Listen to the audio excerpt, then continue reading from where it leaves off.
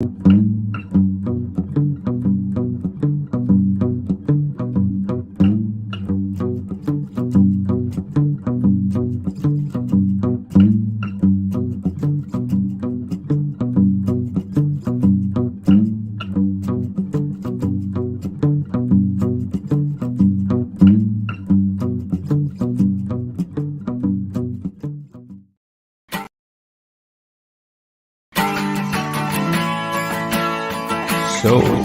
are you DTFF?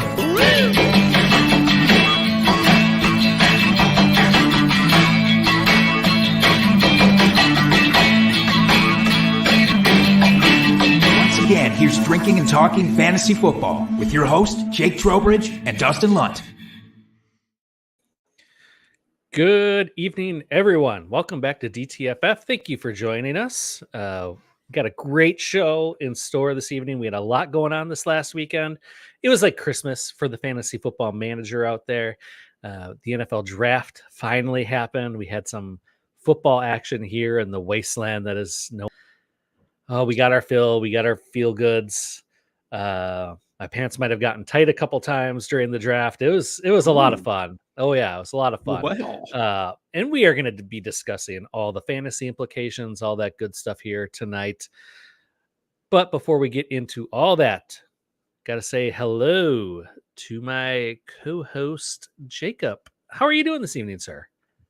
Oh, hello. I'm doing terrific because I'm still basking in the aura of the NFL draft. This is going to coast me for at least another day and a half, probably, before I start to get antsy for more NFL news and happenings because I'm impatient like that. But it was a great NFL draft. I know we have a ton to talk about tonight.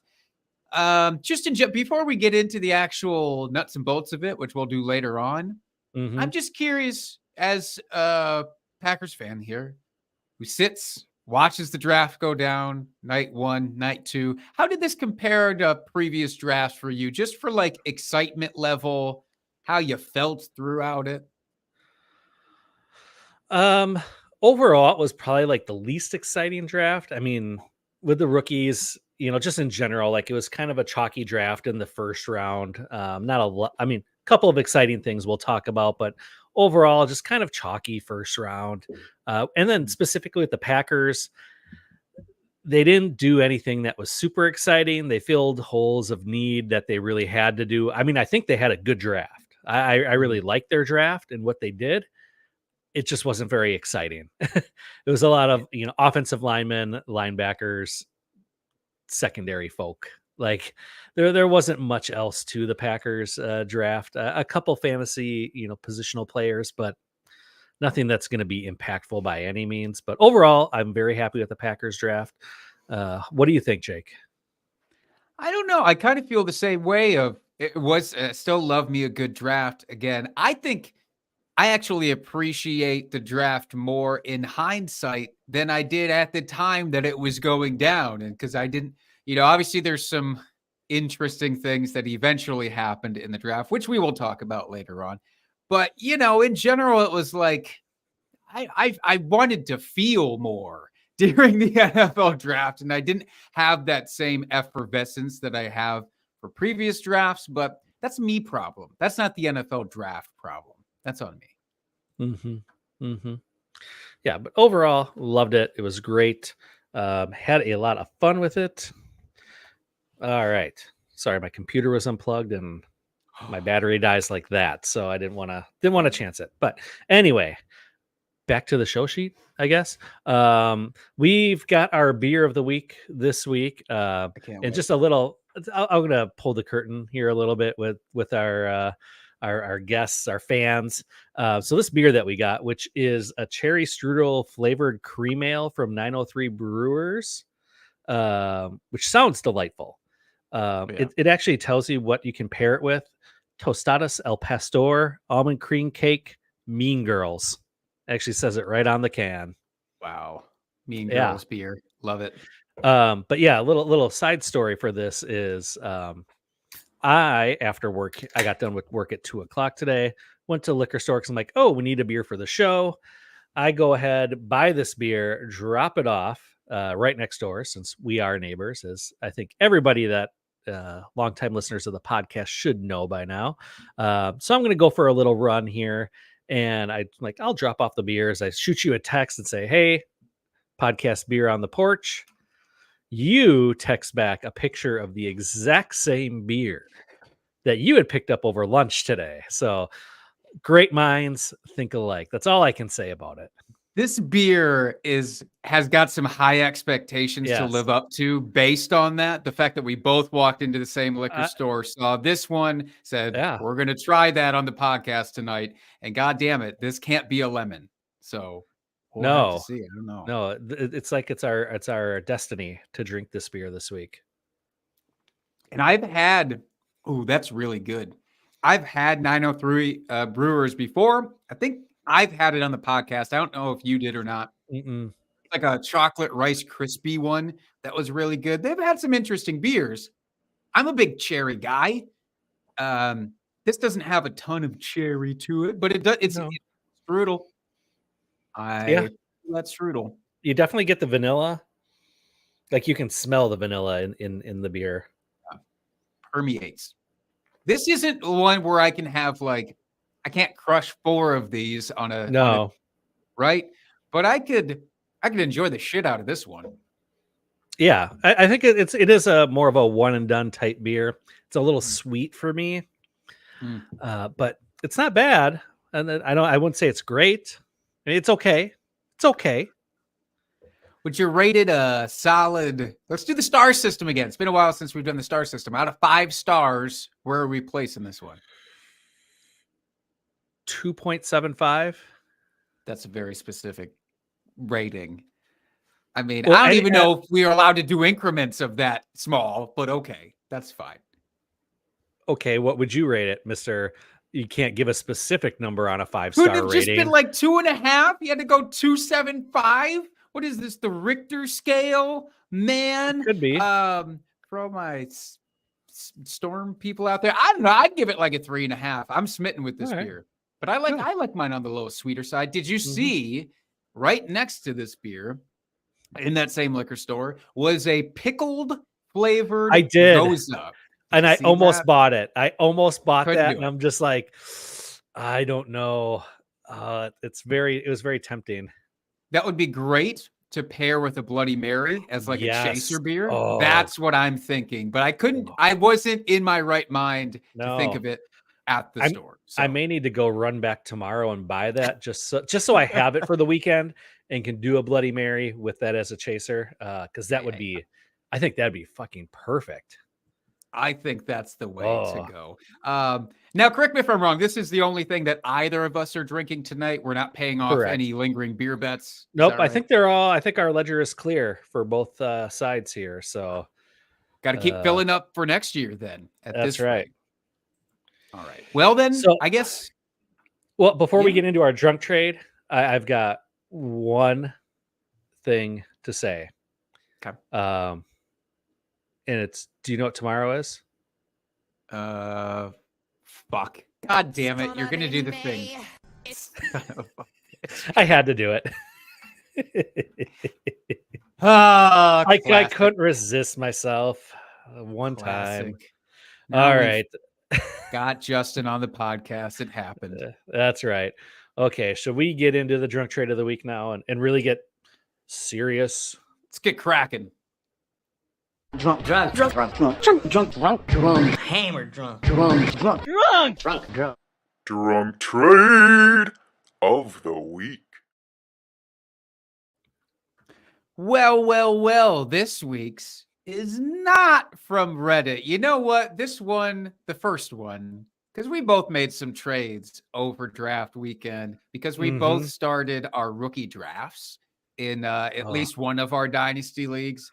One of mine kicked off. I'm still waiting on the others, but that's fine. This got me through. Same. So I don't think that friend of the show, Michelle Majuk, would mind me sharing this trade that I made with her during the rookie draft. A little context, my team is super rebuilding. This last year is not my year. This next year is not going to be my year.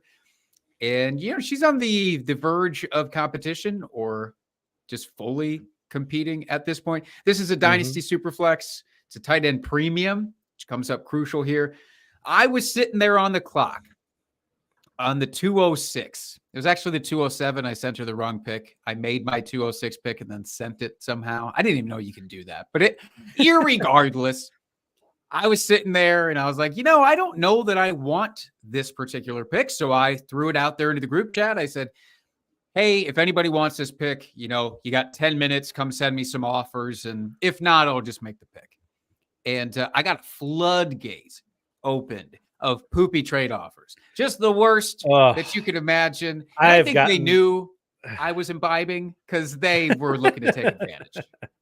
That's what I'm going to say. You have the king of bad trade offers coming your way. We'll have to talk about some of those here shortly. But, after I cleared through the clutter of some bad ones, there's two. And I'm curious. I'll go through the one that actually got made here for the listeners. Okay. But there was a second one that I had debated, and we'll review that after. But I got, in exchange for the 206, what was really the 207, which she used to draft her hometown favorite, Roman Wilson, from the Steelers. I sent away that pick in the 312.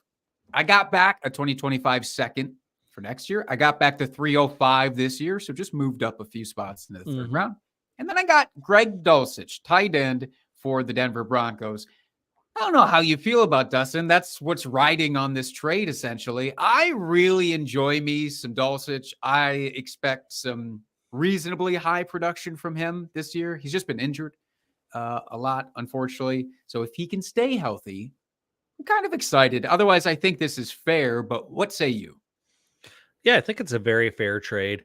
And I do like picking up that flyer and Dulcich. We've seen him have fantasy value before. I mean, he's not going to be a top 5 tight end by any means, but in a tight end premium, you can never have too many tight ends, depending on what your premium is. It could make a significant difference.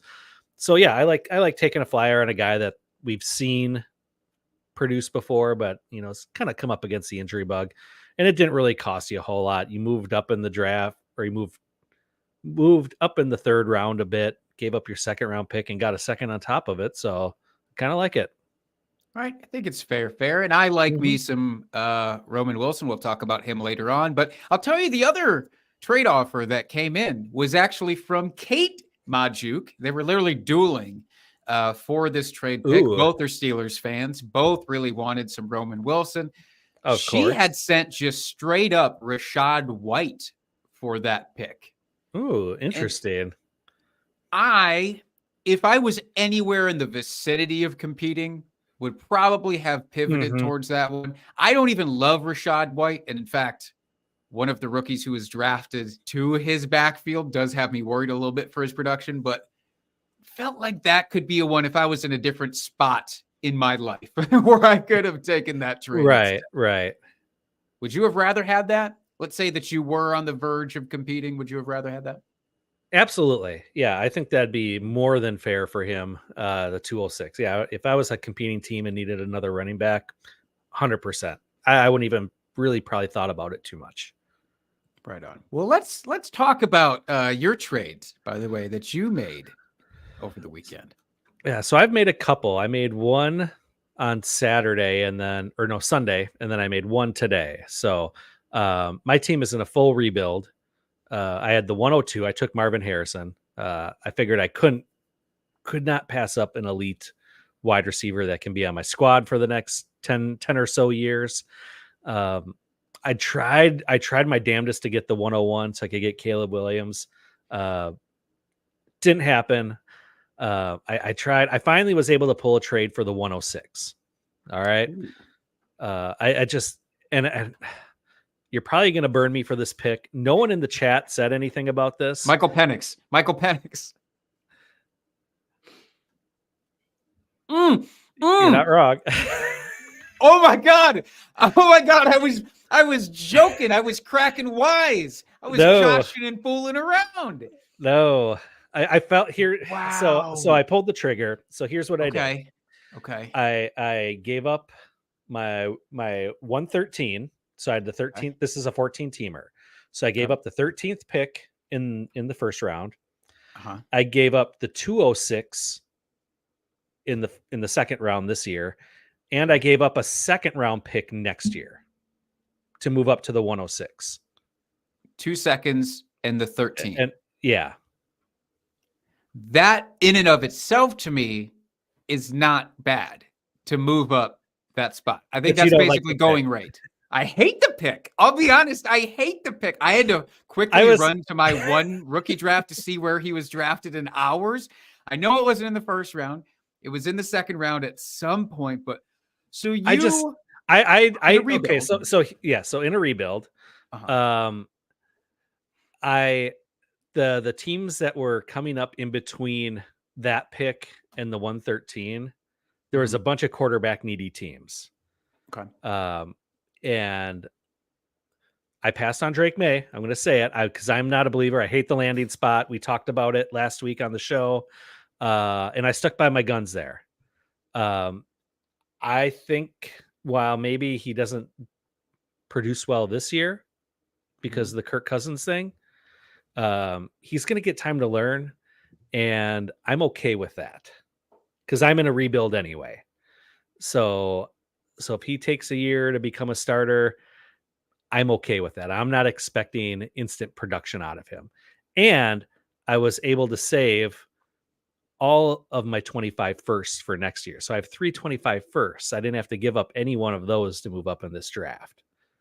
So and I'm like, I'll take the flyer. And I was surprised no one in our league chat roasted me. Like nobody said anything about it. So I was like, it couldn't have been that bad a move. And I wanted JJ McCarthy, and he went the pick before. So I was just like, Yeah. part of me was just like, oh fuck, I got to make a move. It was a little bit of not a full tilt move, but a little bit of like, It seems like a bit of a full tilt. I'll be honest. It seems like you were completely flipped, just perpendicular on that one. I got no bones with you, how you moved up. Like the 2 second rounds. Yep, absolutely. That's what I expect you to have to do, especially in a 14-teamer. right. But Michael Penix, boy, oh boy, you have a stronger sense of him than I do. I'm worried for the next 2 years at least, because Kirk Cousins doesn't have an out for 2 years. Right. So unless he gets injured again, which he could, the Achilles injury still pretty fresh.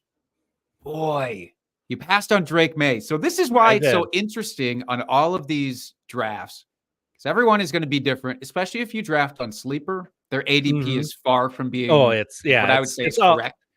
Well, and it like corrects all the time, because there was players where like our boy Brandon Allen, like he was way high up on Saturday when you were looking at the draft or the draft order or the queue. And now he's like way down there based on his landing spot and draft capital. So like Sleeper does a good job of updating their ADP real quickly.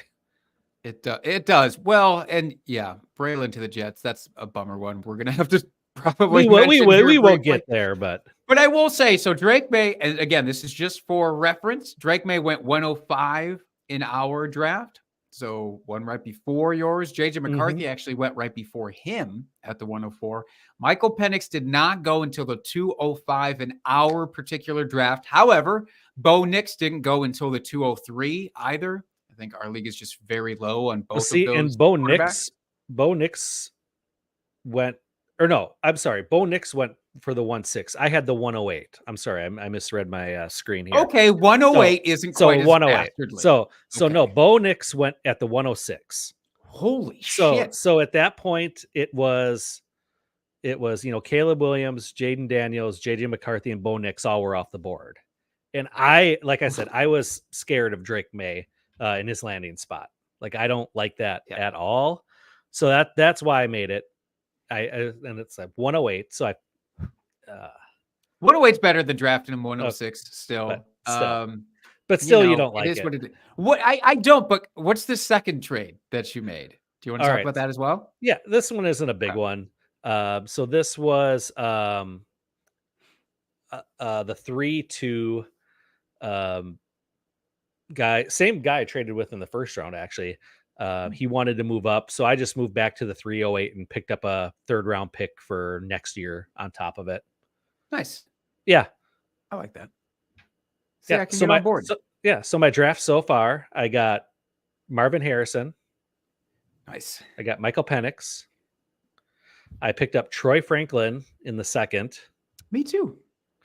And then I picked up Devontae Walker in the third. I love me some Tez.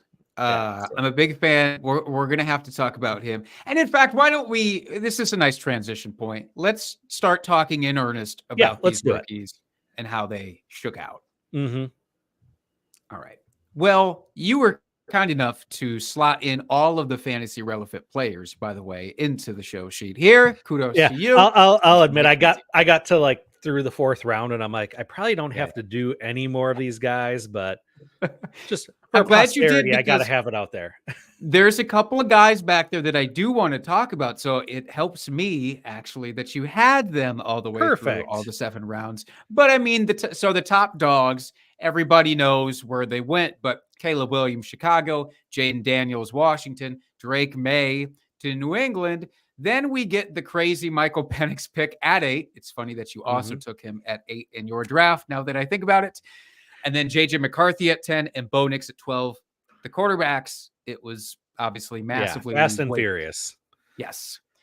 So you don't like Drake May at that spot. I don't like Drake May at that spot. I'll be honest. Yeah, I'm not a fan. yeah, and I And just, is it just simply it's is because it's they're New just England. terrible? Yeah, on offense. like overall? we just haven't seen anything out of the last few years. I mean, they just took quarterback 3 years ago, and now they're resetting again, and they still don't have offensive weapons around them. And it's just, and I know they did a little bit in the draft to try to address it, but we're not talking about high end wide receiver talent here. I mean, these guys were taken in the third, fourth round, and it's just, it scares me. I just feel like it's going to be another failed situation here for New England. And I'd rather take the chance on a guy like Penix with the offensive weapons that Atlanta has right now, that he can actually produce for fantasy once he steps on the field. Sure. And I like I said, I'm willing to wait a year. Like that's fine. 2. Well, Give you 2, Utah. I'm what if they trade him or cut him or something? You know, like they could do that. I know they guaranteed all this money, but stranger shit has happened in the NFL. Let's be honest. The salary We did cap just see is that Russell trade. yeah. Salary cap is fake, or it's it's a loose ceiling. They can make it work. So, however it happens, he'll be fantasy relevant once he steps on the field. Yeah. I wish the Patriots would have just kept trading back, accumulating Well, draft picks and capital and worrying about quarterback later. Obviously, I'm not a GM, so that's on me. Now, which of those guys is your favorite landing spot then? Obviously, Caleb was always going to go to the Bears. That was never in contention. But between Caleb, Jaden Daniels, your guy Michael Penix, JJ McCarthy, and Bo Nix, who's your favorite, I guess, just in terms of landing spot and like post-draft bump in value? I don't know if the post-draft bump in value, but Caleb Williams, I really have to give it to the Bears. They had a very good draft this year. They picked up Rome Odunze in the first round as well. So, I mean, while maybe this year he's not going to be super fantasy relevant because you have DJ Moore and Keenan Allen there, but he's going to be able to learn from a couple pros, which is great. And then, maybe Keenan Allen just sticks around for a year and then he steps into that. So, they got lots of weapons on offense. They've got a very solid defense. So they should be in games more often than not. So I like that for him. I think that's probably the best. And JJ McCarthy is probably my number 2. Again, just with the offensive weapons that he has to throw to, the defenses improving. NFC North is going to be a fun division here, I think, over the next few years. It's going to be fun and terrifying and fantasy fruitful. JJ McCarthy is my favorite in terms of just landing spot and what I expected before. Again, there was a sense that Minnesota was going to take him. Maybe they were going to trade up in the draft, whatever. They didn't do that quite. They flip-flopped picks with the Jets, basically, to ensure that they got him. But I love it because, it's not just that Justin Jefferson and Jordan Addison are there, but, TJ Hawkinson, when he's finally healthy, going back there. Aaron Jones now, when he stays healthy, is going to be there. You've got an offensive line that is, actually ranked Above very high average. in terms of pass Mhm. protection. So it's a perfect system and situation for him. It's like the antithesis of Drake May. So in fantasy, there was a part of me that wanted to trade up and see if I could get me some JJ. And I I'll have really to explore tried. more I of that. I really tried. And Yeah. to be fair, the couple picks, that I tried to grab them with, like the fantasy managers are like, fair offers, but Mhm. I don't want to move the pick, basically. So can't fault them for that. And I wasn't willing to overpay it by too much to be able to move up. So, but yeah, I would have much rather had JJ on my squad. Understandable. Can I just ask before I just figured we clump all the quarterbacks together just Mhm. because it's easy, frankly. Yeah. But I'm very curious. I mean, Jaden Daniels to me might be just the most obviously like redraft worthy guy out of this bunch because I just think he has massive rushing upside. And so it seems like, okay, there's obviously nobody in his way, on the depth chart. I think I might Mhm. take Jaden Daniels for redraft this year. Out of this group of quarterbacks, who do you think you would be going for? Would it be Caleb? Um, if I had to pick one, it might be Jaden for redraft, just with that rushing. Caleb's got some scoot to him, but Mhm. I mean, Jaden really has that rushing upside. And while Washington did some things to improve that offense, I don't know if it was enough. So the fact that he can escape the pocket and run, that's we all know that the dual threat quarterback is the way to go right now in the end for fantasy. So he'd be the one I would probably take a flyer on in redraft this year. Scares the hell out of me for Dynasty. I'll be Hmm. honest. He seems like a guy who just does not protect himself at all. He's drafted by Washington, so he could be on that RG3 track. I hope not, obviously. I'm Could be, not but you rooting have for that. to know new owner now, new ownership. Yeah. So it's different Washington team. Finally, Whew. well, we hope. We sure hope. I won't be touching Bo Nix with a 10-foot pole in redraft or dynasty Nope. personally. That's just me. Nope. I'm staying far away from him. Fuck Sean Payton. I don't trust his judgment. I don't trust his quarterback. I don't trust that team. So we can move on from that. All right. Who do you want to talk about next, Jake? Well, I would like to point out, so sticking with the positive here, for just great landing spots for fantasy, if we can kind of search through the first round here, there's a couple of obvious names I think that stick out. Xavier Worthy, of course, going to the Chiefs. Oh my God, it's a really fast wide receiver going to where Tyreek Hill was. You remember what I was Um, saying last week? The trap. No. I was Oh, like, yeah. he's the trap guy. Yeah. And I think you're right. I think as drafts get going here, I think he could get pushed up draft boards, and Mhm. he's the trap guy. Don't trade up for him. If he happens to fall to you like later in the first round, totally cool. Like that's great. But Yeah. I would not make a move to trade up for him. He is the trap play. Yeah. I said it last week. Whoever KC drafts, it's going to be whether it's a running back or wide receiver, like just they're going to get pushed up draft boards. So just don't. We do it every offseason. It's whoever slots in there. Is it Mecole Hardman? Is Mhm. it Sky Moore? Is it a transplant Juju Smith-Schuster? Whoever. It's just always, it never works. No. And why this year all of a sudden would it be different? And Travis Kelce signed a contract extension for another 2 Mhm. years, so he's not going away. It's not like that leaves a path Mhm. open for these wide receivers. I agree with you on that. The one that I really like from the first round, personally, is Ricky Parasol going to the Niners. So he's drafted pick 31 by the Niners. Obviously, as of right now, they have Mhm. Brandon Ayuk and Deebo Samuel, but the trade rumors have been swirling for both of those guys, Mhm. where either one, maybe hell, even both could be traded before the season starts. And obviously, San Francisco doesn't just draft a wide receiver in the first round for no reason. Right. Um, Especially when you have and those two guys already on your squad. exactly. And it's like, so and I'm certainly, we're not rookie talent evaluators here, but people that I trust really like Ricky Parasol a lot. And in fact, CJ Stroud, I don't know if you saw the clip during the draft, he was basically live streaming while the draft was going on. And as soon as the Parasol pick was announced, he like lost his shit. Like, I think he was hoping that he was going to somehow fall to the second round and the Texans would magically draft a 4th wide receiver for him as if he needs that. But yeah, I'm really excited, and it might not pay off immediately. So like redraft, I'm not going to mess around with it. But in Dynasty, I'll tell you, I reached and took him at the 110 in my Dynasty league, and I don't feel that bad about it.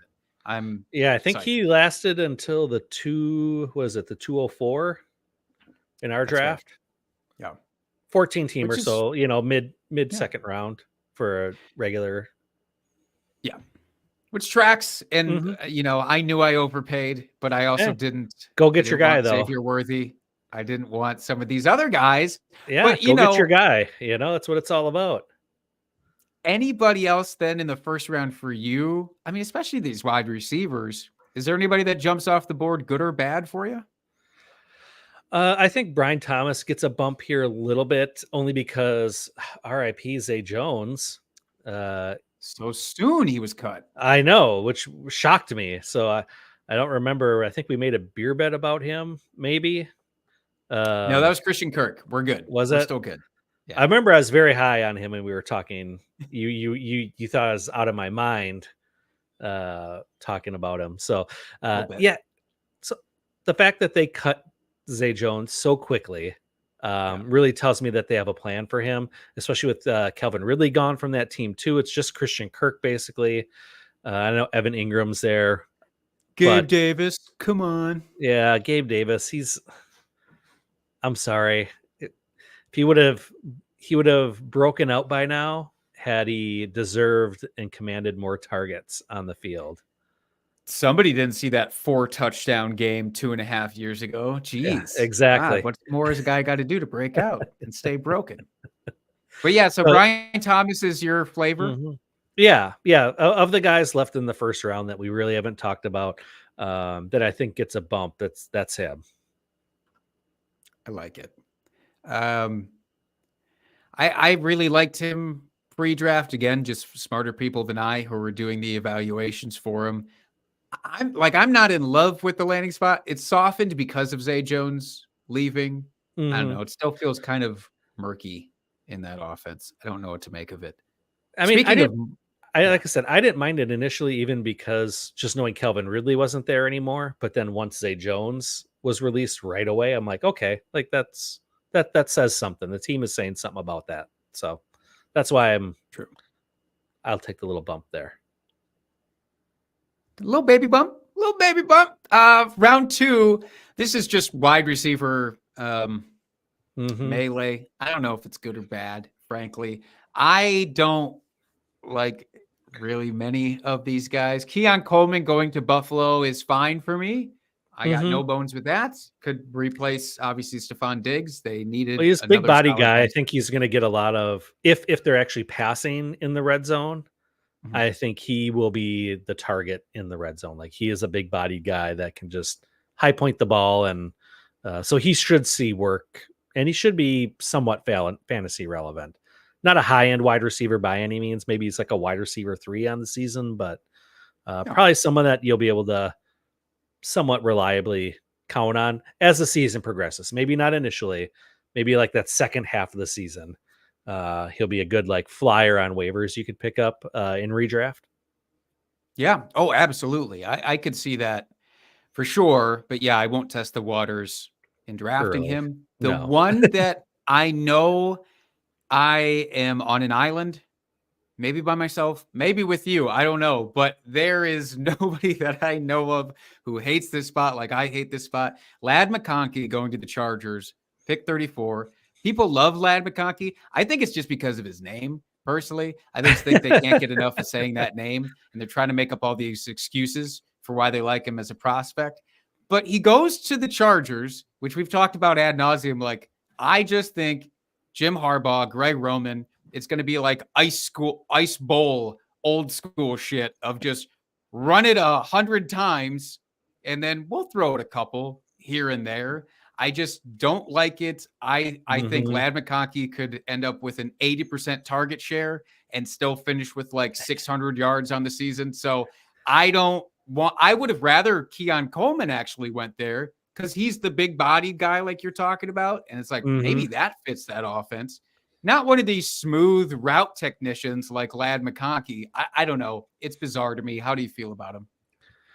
The same. I until we actually see what this Chargers offense is going to be, I'm kind of staying away from all the pieces.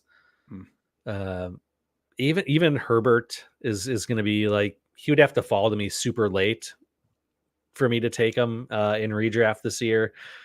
So just, yeah, I'm hands off until we see for sure what this offense and what this team is going to be like with Harbaugh under the reins.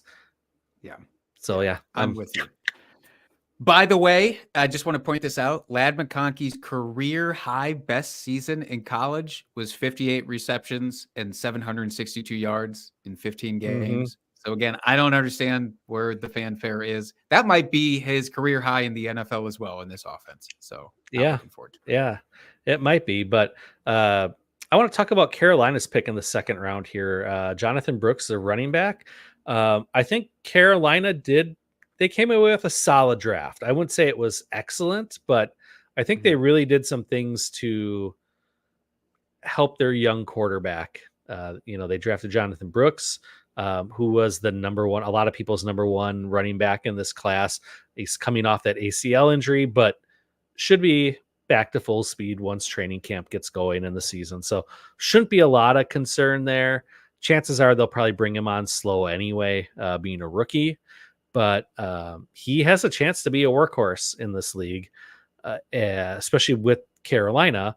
And then on top of the other pieces they've brought in, I like what they've done. And like I said, I think he could earn the role and be, I think, probably a low end RB2 eventually. Maybe not this next season, but the following year for sure. Like I said, it really depends on how his recovery from that ACL is. Yeah. And I think that's going to scare people off of him for a redraft. I'm not altogether worried because it's not unprecedented. Like Todd Gurley had almost the exact same injury at the exact same time coming out of college, not comparing the talents of the players, but like their situations almost identical. Todd Gurley missed 1 or 2 games to start the season and then was a fucking fire rocket for the rest of the thing. So could be the same thing with Jonathan Brooks. And if people are scared because we'll see how training camp goes and is he in the best shape of his life? But as we get close to drafts, people might push him down the board and I might be willing to sit on him at least for a couple of weeks if need be. But yeah, I like that better than their other picks. I will be honest. Anybody else in the second round that you're itching to talk about either way? Not really. It's all kind of just whatever. I mean, the Colts take Mitchell. It's just like, okay, they've got other wide receivers in front of him that he's got to earn targets for. So that doesn't really do much for me. I feel like he's going to be buried in that depth chart. And yeah. It's just kind of, second round was just kind of whatever as far as fantasy assets. Yeah. Hate the Jalen Polk to the Patriots one as well. I don't understand that at all. And the Adonai Mitchell thing, I think it's just because he fell a lot, like from where people were projecting him to be drafted. Saw people saying like back half of the first round and he just kept sliding. The announcers, commentators were like, what the hell is going on with this guy? That's never a good sign. I think he's just dangerous enough to eat into everybody else's reps. And that's what I don't like. So Josh Downs, like I traded away Josh Downs this weekend. I was like, well, you're kind of done for me. Yeah. A little bit of a hit to Pittman too, probably. Round 3, though, I think is where shit gets really interesting personally. This might be my favorite round to talk about for fantasy. Ooh, lay it on me. So a couple of really good landing spots. I mean, for running backs, Trey Benson going to Arizona. I know people very, very high on Trey Benson. Had him as almost like a 1B to Jonathan Brooks in this draft class. So I love James Conner. You love James Conner. I don't know how 100%. Many times we have to talk about our love for James Conner on this podcast. However, he's 28 years old. He's dealt with a slew of injuries. His time isn't always going to be here. So I think even as a pure handcuff, there's nobody behind Trey Benson. So it Mhm. is James Conner. Trey Benson is at least the handcuff, if not getting out and splitting reps to take some workload off of James Conner for once, right away. So, again, come redraft time, we'll have to see what the camp reports say. But Of as a course. pure handcuff, I think he's going to be my target in the backgrounds, and I'll take him in Dynasty. Yeah, absolutely. I love that. I think that was a very smart pick by the Cardinals. James Conner not getting any younger, so they need someone that can maybe share a little bit of that load this year. So I like that for them. Me too, damn it. Me too. But I also really love so the Ricky Pearsall pick from the first round is kind of echoed in the third round by the situations of the Bengals taking Jermaine Burton. So Jermaine Burton, from what I understand, has some maybe character concerns. Not every team was smitten with. But again, this is a team that's constantly been linked to trading T. Higgins. He's requested a trade. Yes, Mhm. he's franchise tagged, but they haven't come to an agreement. I don't think that they do. This has been one of my long-winded off-season arcs of just saying that guy is not staying in Cincinnati, and I think that this helps cement it. So if Jermaine Burton now becomes the number 2 in an offense that will presumably lose T. Higgins, already lost Tyler Boyd, Mhm. it's wide open for this guy. Joe Mixon as the pass catching back isn't even there. No disrespect to Zach Moss, but I think it's a pretty clear runway for Jermaine Mhm. Burton here. And I did listen to Zach Taylor, their coach, just gush about this dude and how versatile he is and physical. And, obviously you want to say all that stuff about your rookie, but he kind of went above and beyond. So I'm really excited for this dude. Anybody else in round 3 that jumps off the page for you? Well, I know we chatted about him a little bit here, but Roman Wilson, I almost took him in my rookie draft just because it's, the Steelers wide receiver that they draft, second or third round. It's going to develop and probably hit because that's all they seem to do with wide receivers. They definitely have a spot on the roster for him with Deontay Johnson being traded, or was he traded? Yep. Free agency, whatever. He's not on the team anymore. So that leaves George Pickens. My question is, George Pickens was kind of the deep threat. Mhm. And Roman Wilson ran a 4.39 40, so he's very speedy as well. So can they both occupy the same area of the field and still be fantasy relevant? In most offenses with most quarterbacks, I'd say no. But remember, we're dealing with Russell Wilson, either dump The off or talent. bomb.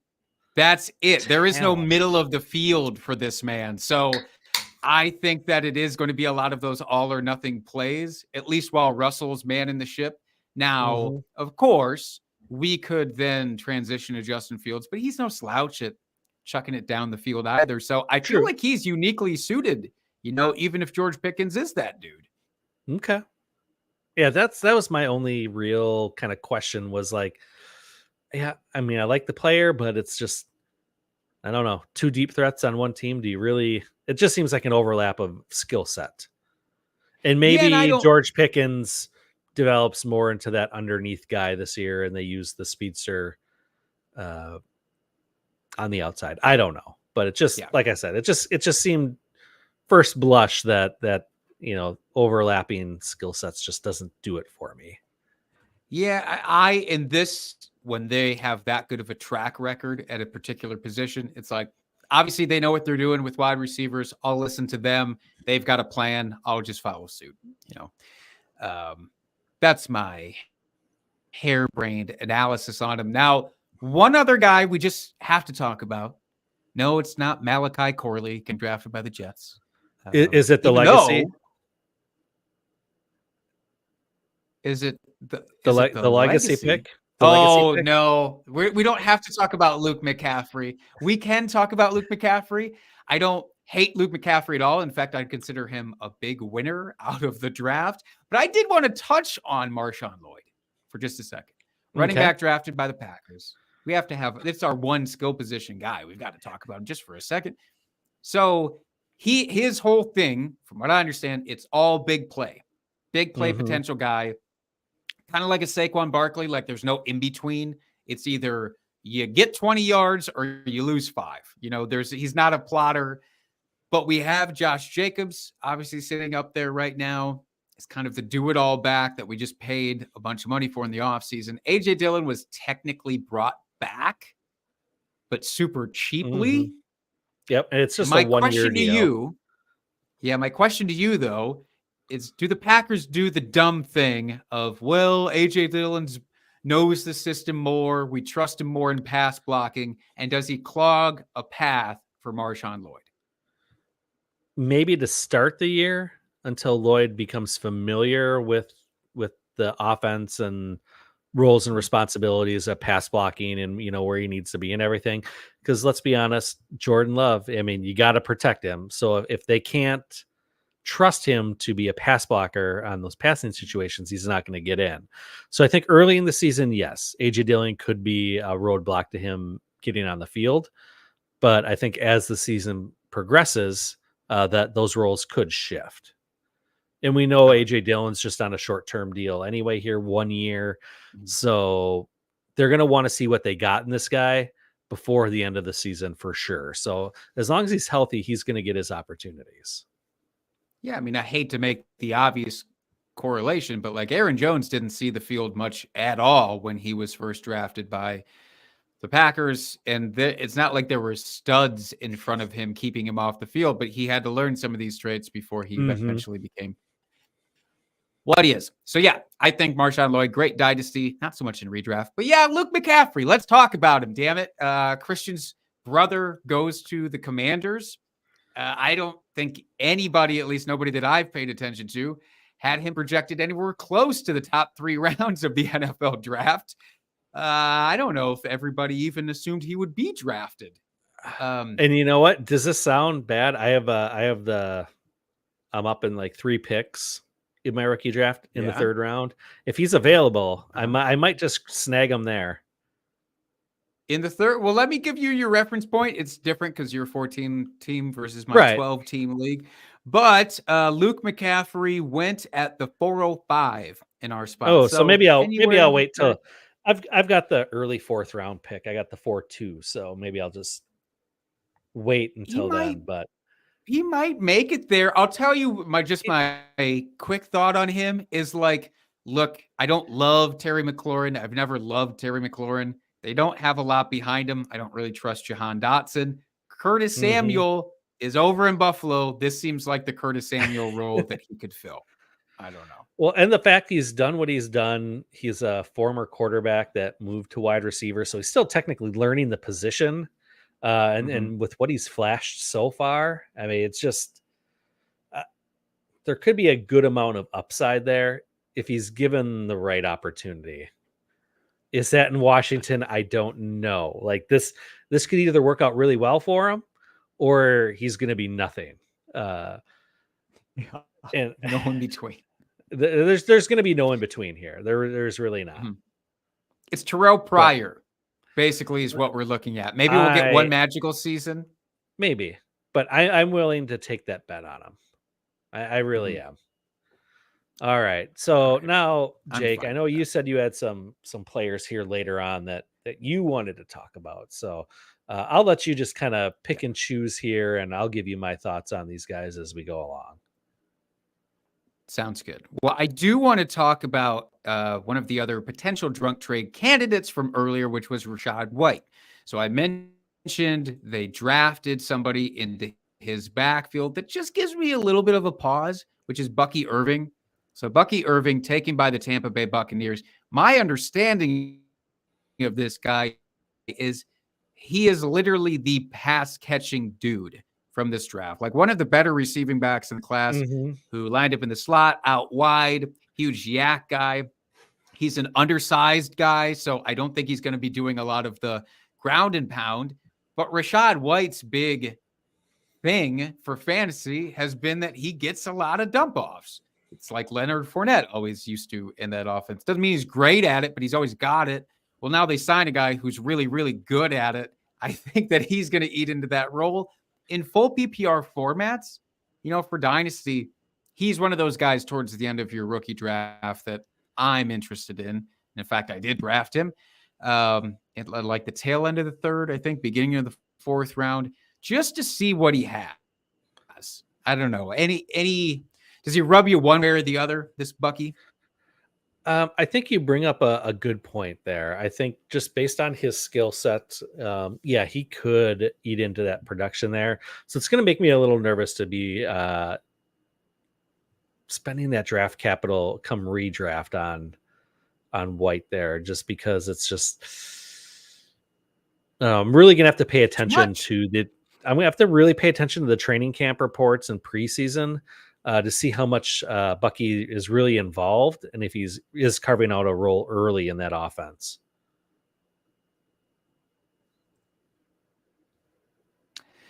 Yeah, we'll be able to tell right away with him, I think, which is the good news. I don't think we'll have to wait too long. Like, we won't know until middle of the way through the season. I think we'll know pretty damn early.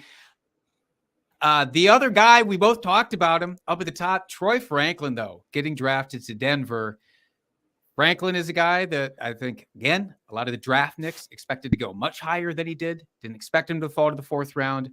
Landing spot seems perfect because he's literally getting paired up with his old QB Bo Nix. They should hopefully then merge. Cortland Sutton has also been rumored to be on the trade block. I mean, there's like 5 wide receivers right now that you could say that about. One of them's eventually got to go somewhere. And I don't think, as much as it pains me to say, I don't think Marvin Mims is going to get a real shot with this team. So I think that he's kind of scooted down regardless. Like Jerry Jeudy, obviously already gone. Cortland Sutton could be gone. But even if Cortland sticks, I think we're going to see a lot of Troy Franklin. Yeah, it feels like they're really trying to go for more of a youth movement here with Denver, at least on the offensive side of the ball. So yeah, I could see Cortland Sutton getting traded this offseason, and which would bump up Troy Franklin immensely.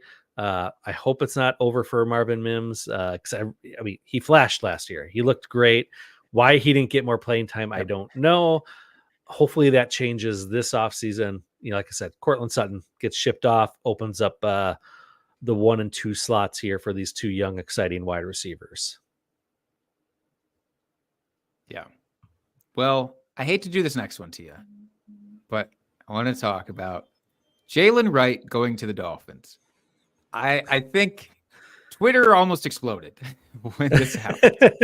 Shocker. It seemed like the exact right merging, almost more than Xavier Worthy and the Chiefs, I think. You were just like, holy shit, he did it again. He got like the fastest guy on planet Earth, the smoothest runner to now add. It does seem like he is setting up to take over Raheem Mostert's role. Mostert's, let's be honest. I mean, the guy is like our age at this point. That's not good. That's not good, especially if you're a running back, even if you're Frank Gore.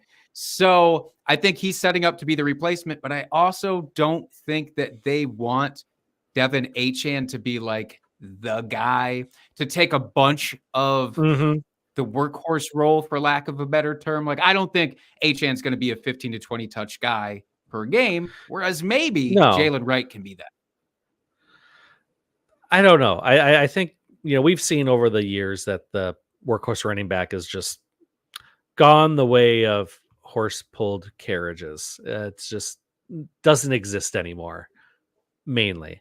You'll see the one out in the wild. You'll see the recreators out there with their little carriages that are playing a Little House on the Prairie.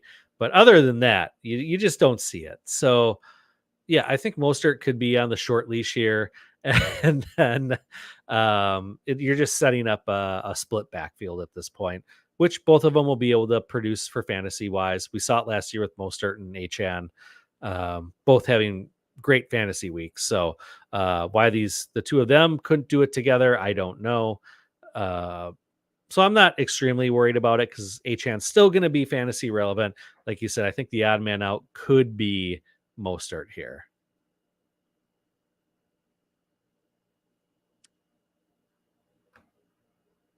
I would agree.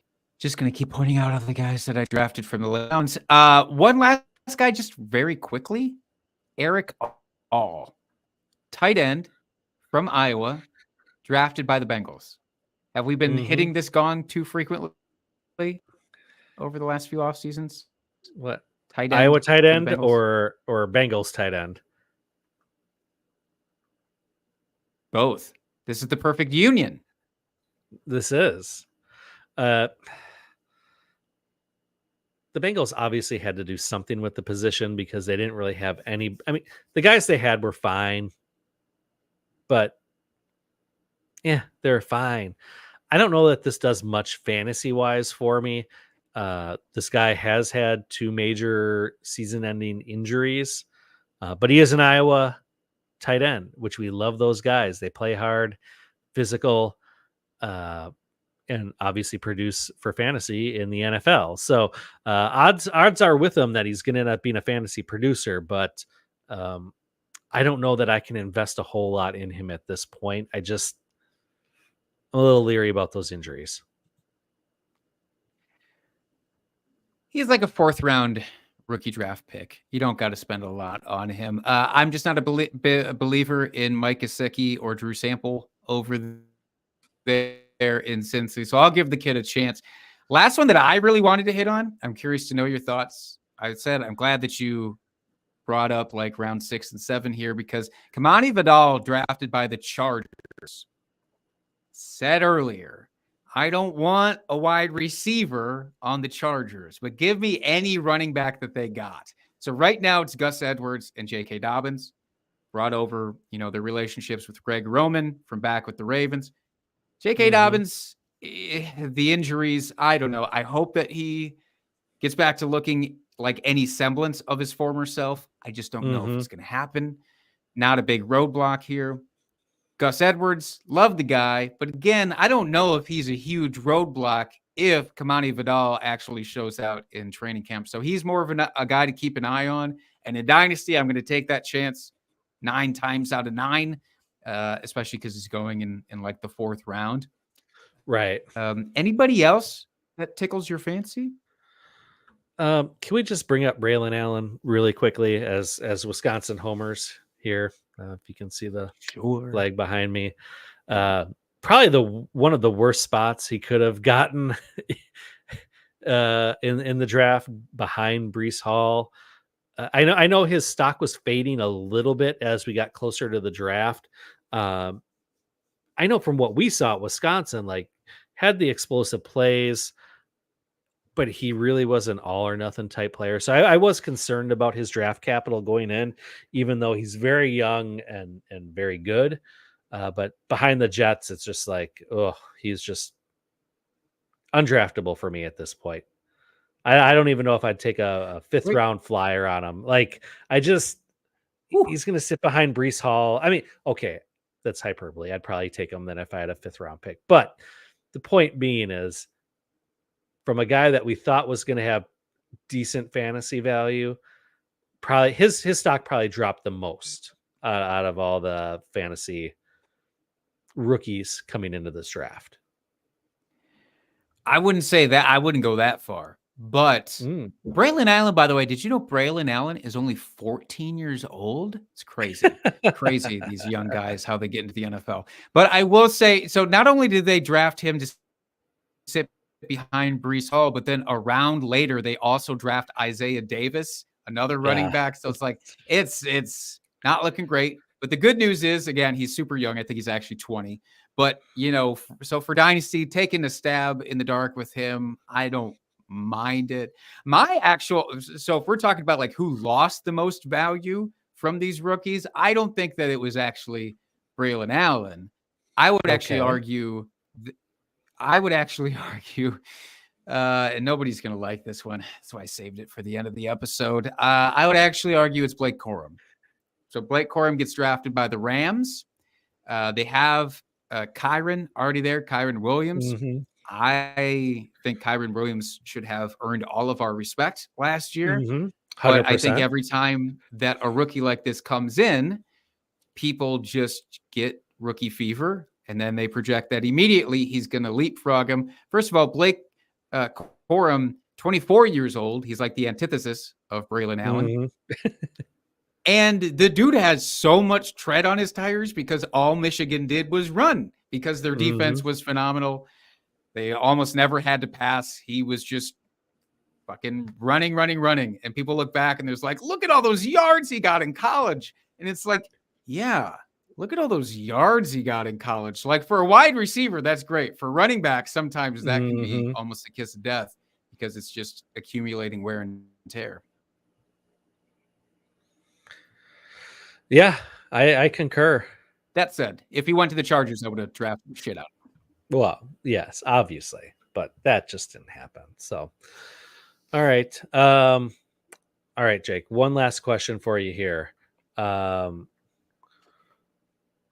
Which team do you think had the best draft? Overall or just fantasy relevant players? Let's go overall. I'm going to say the Eagles.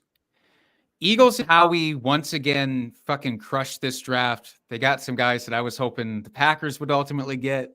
They got Quinyon Mitchell in the first, who fell a little bit in my estimation. They get Cooper DeJean, who falls. Packers obviously did not want him. And then I just think they did really good at building depth after that too, at a lot of key positions. So I was a big Eagles fan on this one. How about you? Nice. Yeah, I think I really said it at the top of the show, but I thought the Bears did a really good job. And they've had just a really good offseason in general. And I hate admitting that, but got to give credit where credit's due. For sure. All right, Jake. I think that'll do it for this week. Is there any last final thoughts you want to give us? As you have questions, if you're doing your rookie drafts in dynasty leagues, or if you're just doing some way too early redraft projections or whatever, just reach out to us on Twitter. We'll answer any questions that you got. Obviously, we are happy to do so. Me at Jake Trowbridge, him at FF Dusty Dog, us at Drinking Fantasy. You know, that's right. Just you'll get one or both of us chiming in there. Yeah. And we'll put an asterisk next to it if one of us disagrees with the thing that the guy before us said, just so you know. Yeah. Thanks for throwing those out there, Jake. As always, give us a rate and review, subscribe to us, stream live on YouTube every single week. You can join us. You can join us in the chat, just like Hollywood and Dave did tonight. Thank you, boys, for joining us. And we'll answer any questions you have live in the chat every single week. So please join us there. You'll get those answers questioned immediately.